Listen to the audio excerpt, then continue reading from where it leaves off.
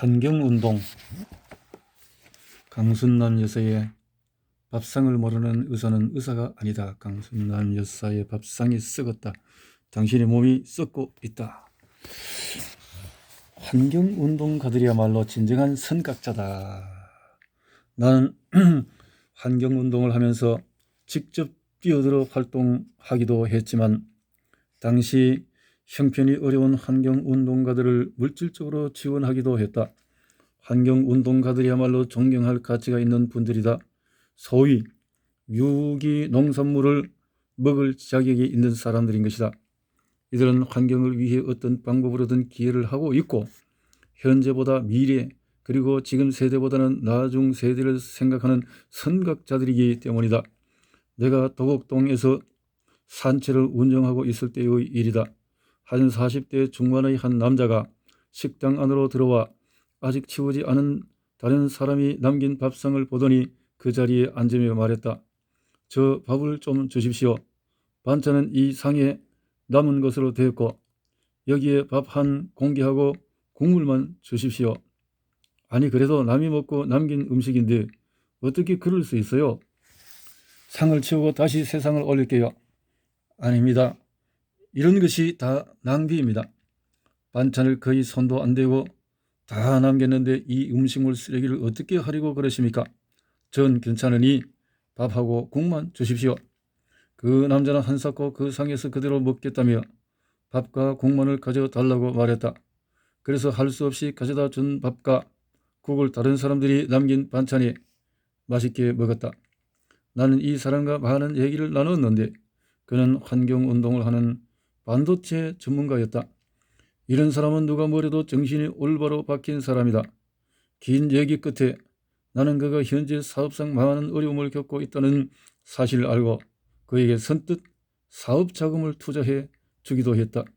그 사람이 환경운동가가 아니었다면 그렇게 하지는 않았을 것이다. 참 좋은 사람끼리의 만남은 이렇게 만나지는군요. 마침내 자연식 전문점을 열다. 1980년 봄 나는 그동안 내가 배우고 쌓아온 올바른 먹을거리를 통한 건강법을 사람들에게 널리 알리기 위해 지하철 2호선 서울대 입구역 근처에 자연식 전문 음식점인 장독대를 열었다. 지금의 장독대 바로 그 자리이다. 사실 그때까지만 해도 자연식이라는 말 자체가 일반 사람들에게는 생소했다. 지금에야 TV 장수 프로그램에서 현미가 좋다며 여론하게 이야기하고 있지만 앞서 이야기했듯이 그때는 심지어 이 현미가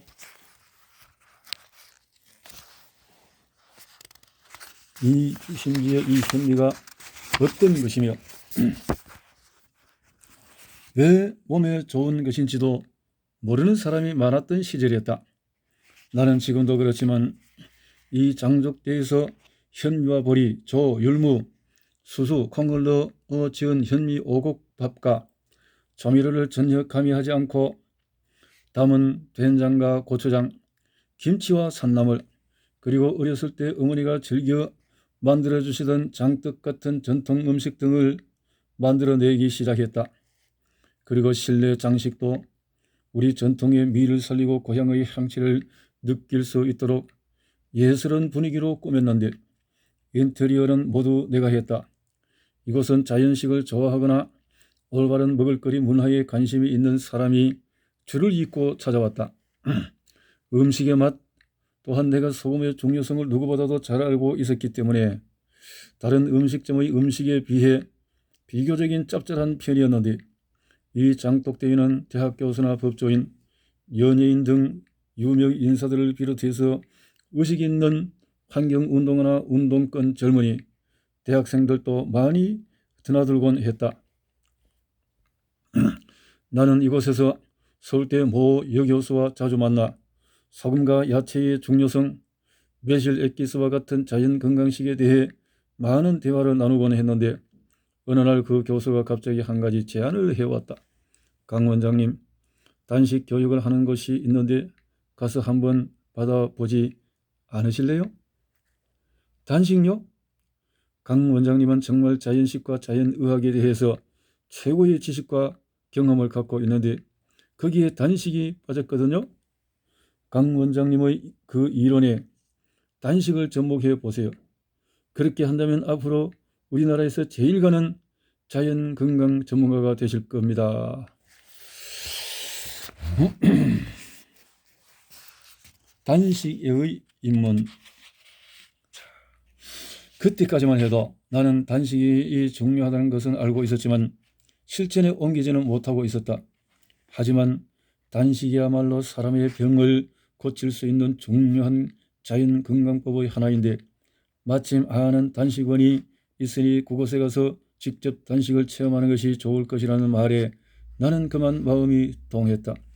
그리고 특히 소금과 단식, 자연식 먹을거리는 불가분의 관계에 있는 만큼 내가 그동안 쌓아온 소금과 자연식을 이용한 자연건강요법에 단식을 접목시키면 병든 많은 사람들에게 큰 도움을 줄 수 있을 것 같다는 믿음이 생긴 것이다.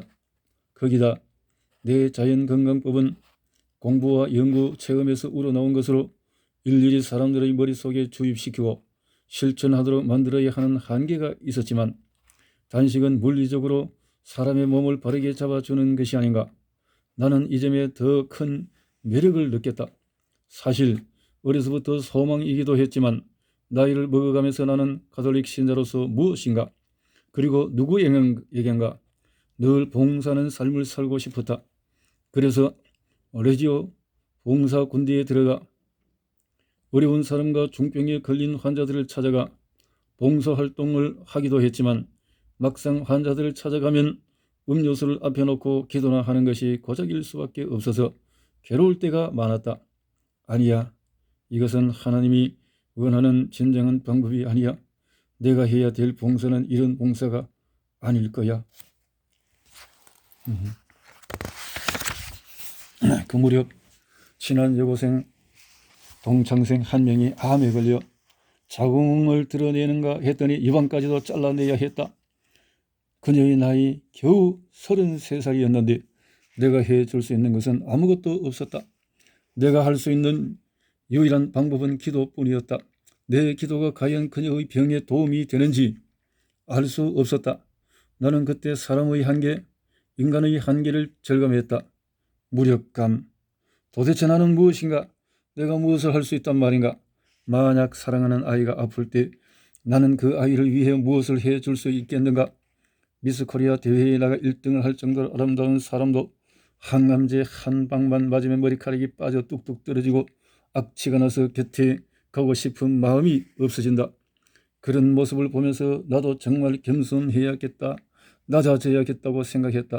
그리고 진정 하나님이 원하시는 방식으로 세상에 봉사할 수 있다면 어떤 것이라도 배우겠다는 마음으로 그 이튿날 나는 짐을 꾸려 들고 혼자 그 단식원이 있는 지방으로 떠났다. 이윽고 공항에 내려 단식원으로 가기 위해 택시를 잡아 탔다. 성심원으로 가주세요. 그 기사분은 나를 한번 살펴보더니 의아한 눈빛으로 말했다. 거긴 나환자촌인데 무슨 일로 거기를 가려고 하십니까? 예? 나환자촌요? 나는 그만 기겁을 했다. 왜 그렇게 놀라십니까? 그런 곳인 줄 모르고 가자고 하셨어요?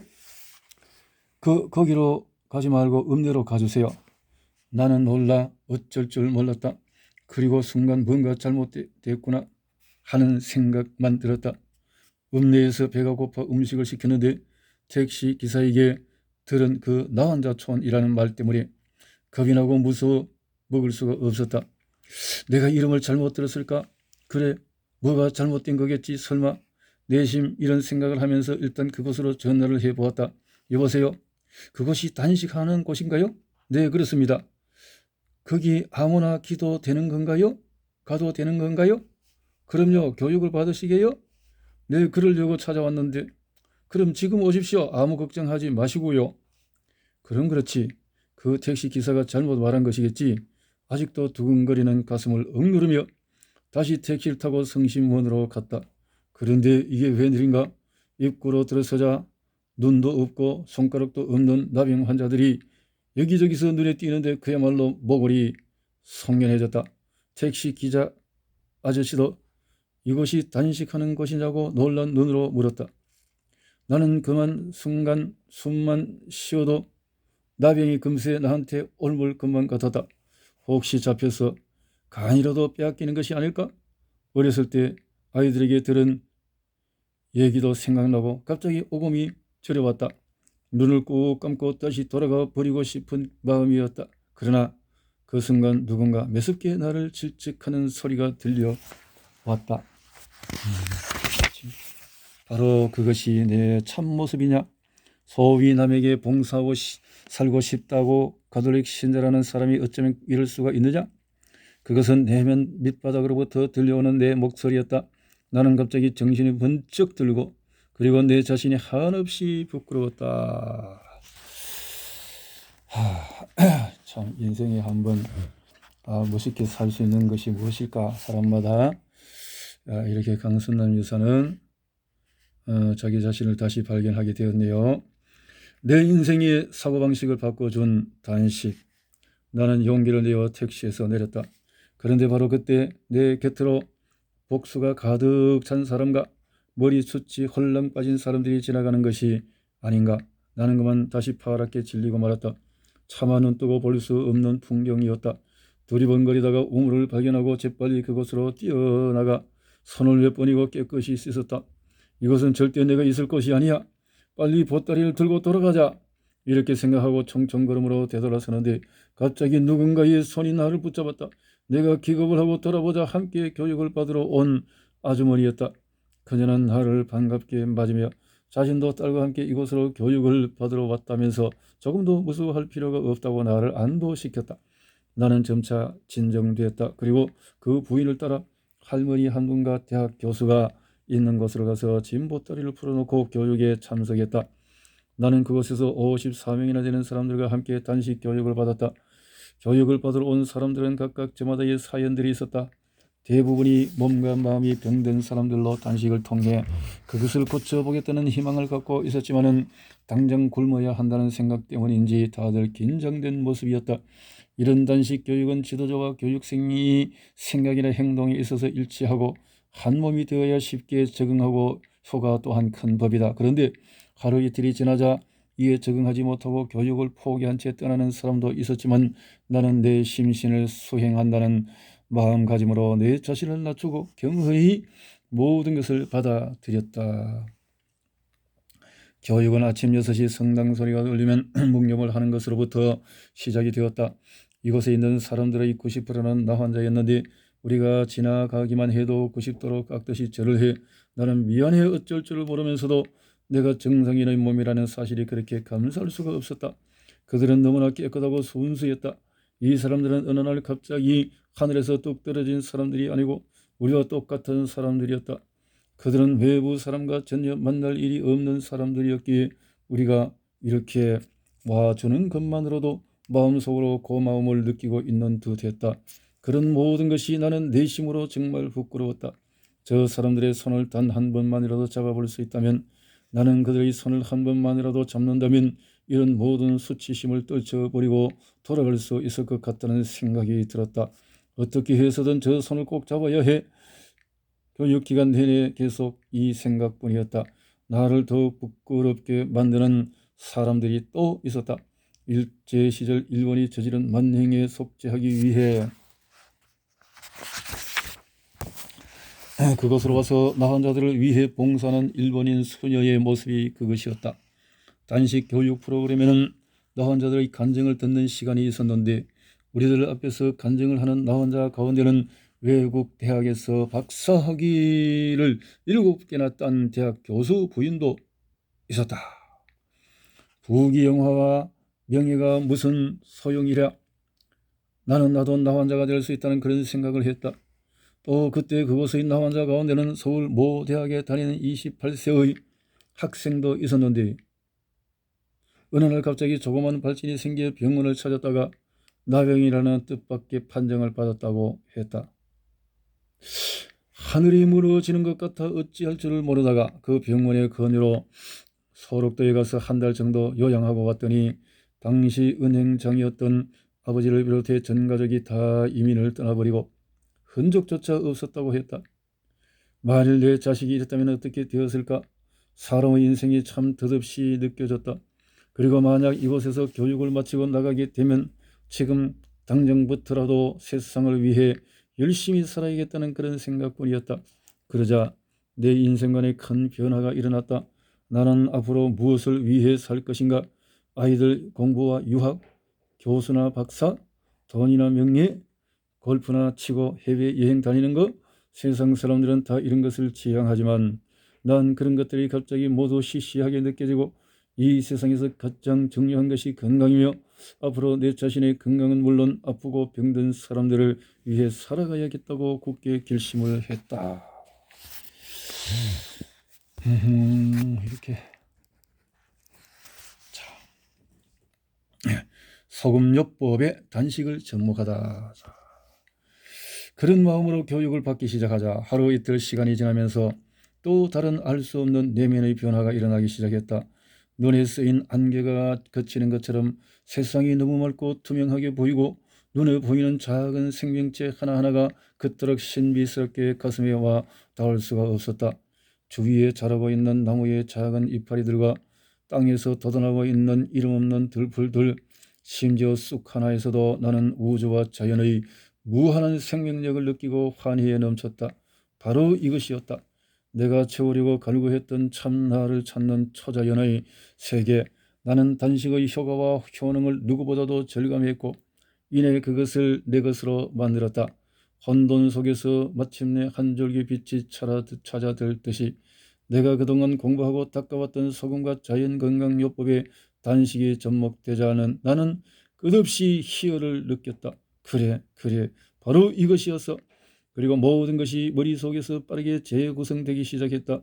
왜 사람은 소금을 많이 먹어야 하며 소금과 단식은 무슨 연관관계가 있는가?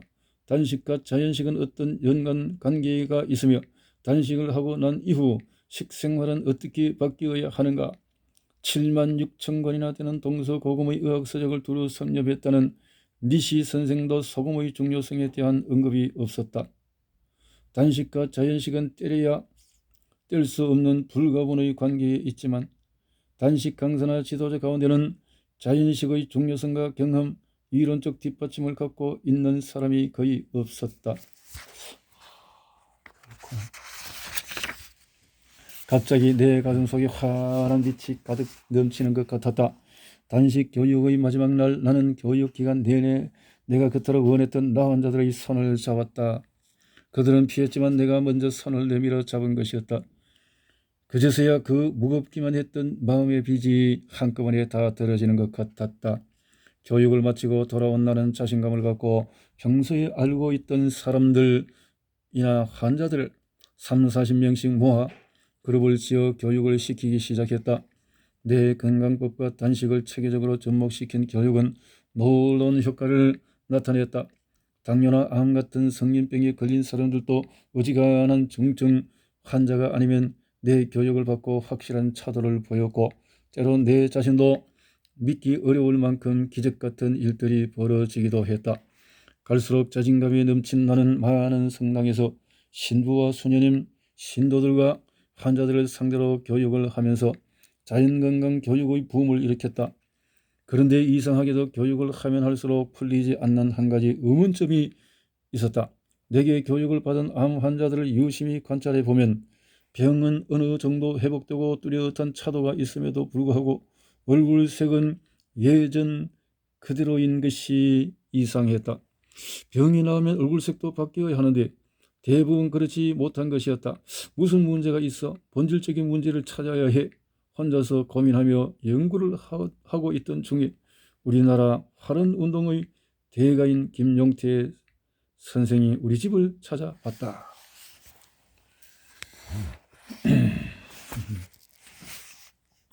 길을 비우는 활언운동가의 만남이다.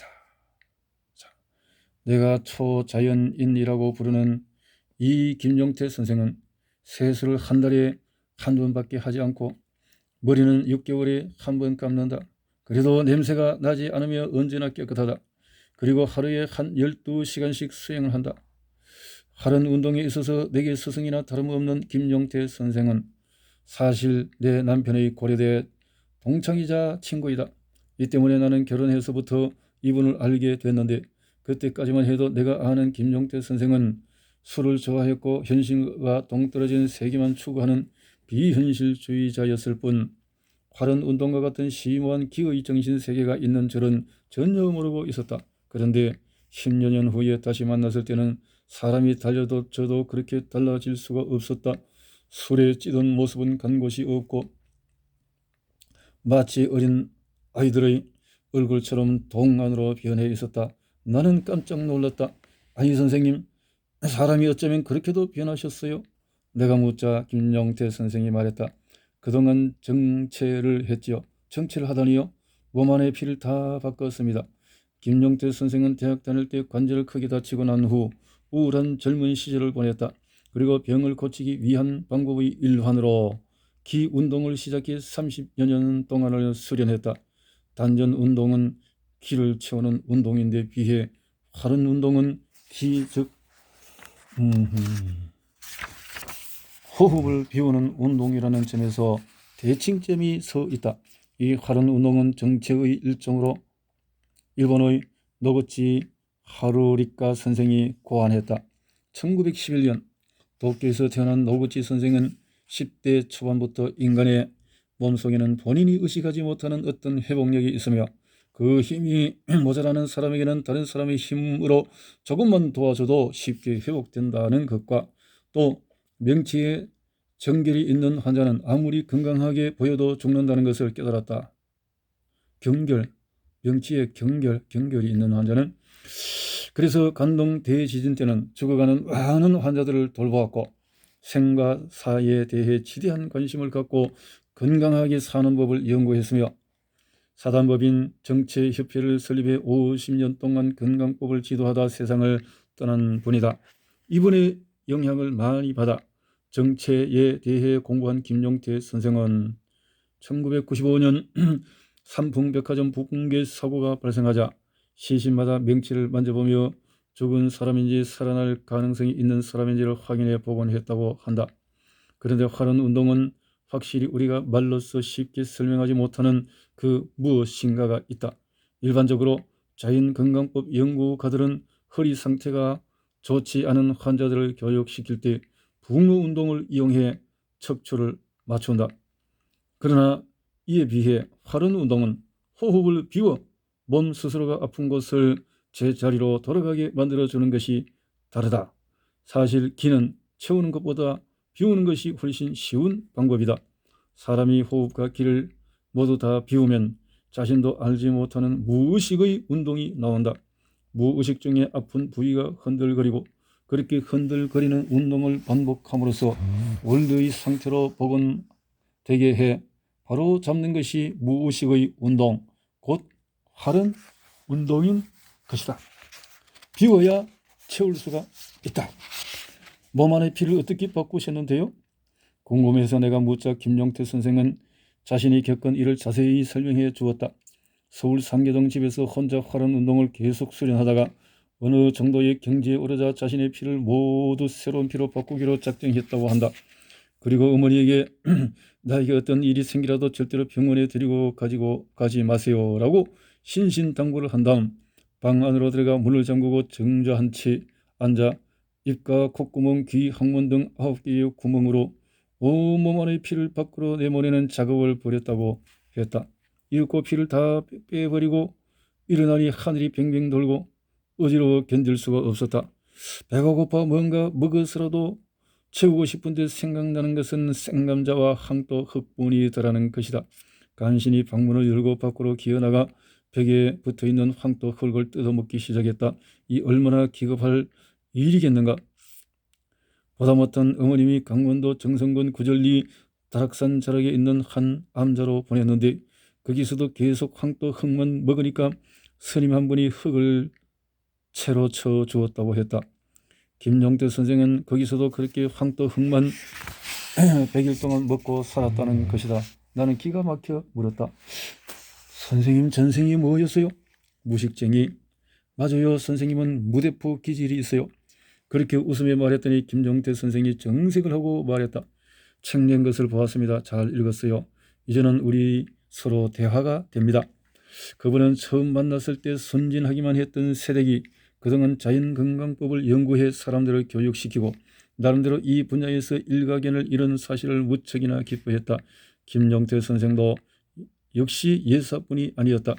젊은 시절 그의 오랜 방황은 결코 헛된 것이 아니었으며 그런 방황과 길고 긴 세월에 걸친 수련이 있었기에 결국 활은운동의 대가가 된 것이었다. 어쩌면 나와 그분의 이런 인연은 운명적으로 예정돼 있었는지도 모를 일이었다. 내가 환자를 교육시키면서 건강은 좋아져도 얼굴색은 변하지 않은 것에서 무언가 부족함과 아쉬움을 느끼고 있던 문제점을 김종태 선생의 활은운동이 해결해 주었기 때문이었다. 단식과 활은운동은 장을 비우고 기를 비움으로써 몸속의 모든 것을 비운다는 이치에 일맥상통하는 것이다. 나는 내 교육 방법에 자연스럽게 그분의 활은운동을 받아들였다. 이로 인해 나는 자연건강법에 필요한 소금요법과 단식, 자연식, 활은운동 등의 모든 것을 갖추었으며 이제는 어떤 병에 걸린 사람도 어느 정도 환자 스스로 해결할 수 있게 지도해 줄 수 있겠다는 강한 확신을 갖게 된 것이다. 환자들과 함께 있는 곳이 천당이다. 자연건강법에 자신을 갖게 된 나는 그때부터 무수한 병자들과 만났다. 보기만 해도 냄새가 나고 지저분한 몰골이 흉한 사람들, 보통 사람 같으면 실증이라도 나겠지만 그러나 나는 한 번도 힘들다고 생각하기는커녕 눈살조차 찌푸려 본 적이 없다. 도저히 가망이 없다며 병원에서 내쫓기거나 시한부 선고를 받고 절망의 문턱에서 나를 찾아온 사람들, 제발 나 좀 살려주십시오. 죽이든 살리든 마음대로 하라면서 자포자기한 얼굴로 내 앞에 벌러덩 눕던 사람들, 참으로 헤아릴 수 없이 많은 사람을 만났다. 그러나 몸이 아픈 사람들을 모아놓고 교육을 한다는 것은 정말 쉬운 일이 아니다.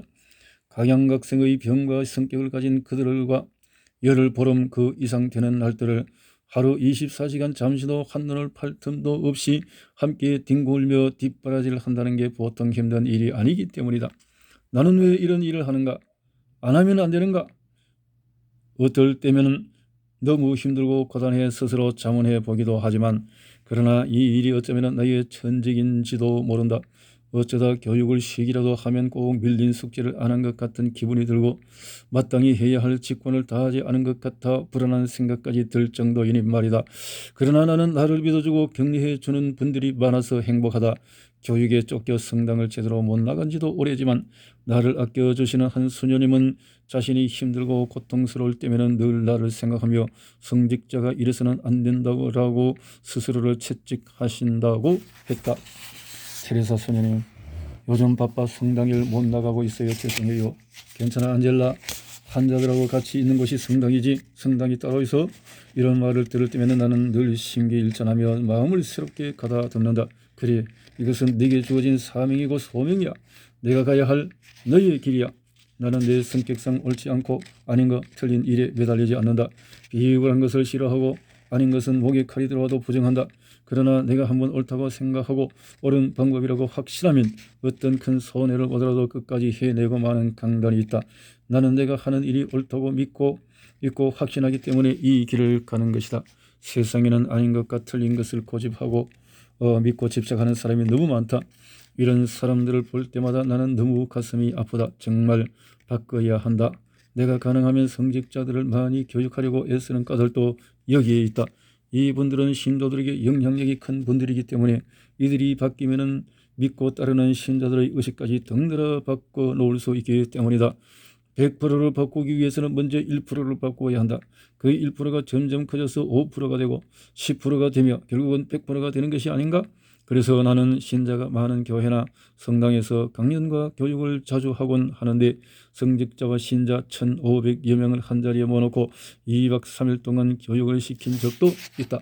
그런데 안타까운 것은 신부나 소녀님들 가운데는 햇볕도 안 드는 지하실 방에서 수도를 하고 특히 야채 종류는 먹고 싶은 대로 많이 먹지 못하기 때문에 이렇게 지내다가는 암에 걸린 분이 많다는 것이다. 또 스님들 가운데도 스님들이 직접 해 먹는 절 음식이 아니라 사찰에 고용된 보살이 아무렇게나 해주는 밥을 먹고 당뇨나 고혈압에 걸린 분이 많다. 나는 이런 성직자들을 교육할 때면 무척이나 매섭고 엄하게 대한다. 항상 신도들에게 가르침만 주면서 살아오신 분들이기 때문에 강하게 교육하지 않으면 잘 받아들이지 않고 주객이 전도될 수 있기 때문이다. 그래서 교육기간 내내 나를 성직자를 가르치려고 드는 못된 년이라고 서운하게 생각하고 다시 안 볼 것처럼 하시지만 교육이 끝나고 나서 다시 만나면 다들 나를 붙잡고 어쩔 줄을 모르면서 말씀하신다. 안젤라 강선남이 아니면 이 일을 못한다. 이 세상에서 불치병인 암에 맞설 수 있는 사람은 이 사람뿐이야. 심지어 스님들은 나를 안젤라 보살이라고 부르기도 해서 웃음을 짓게 한다.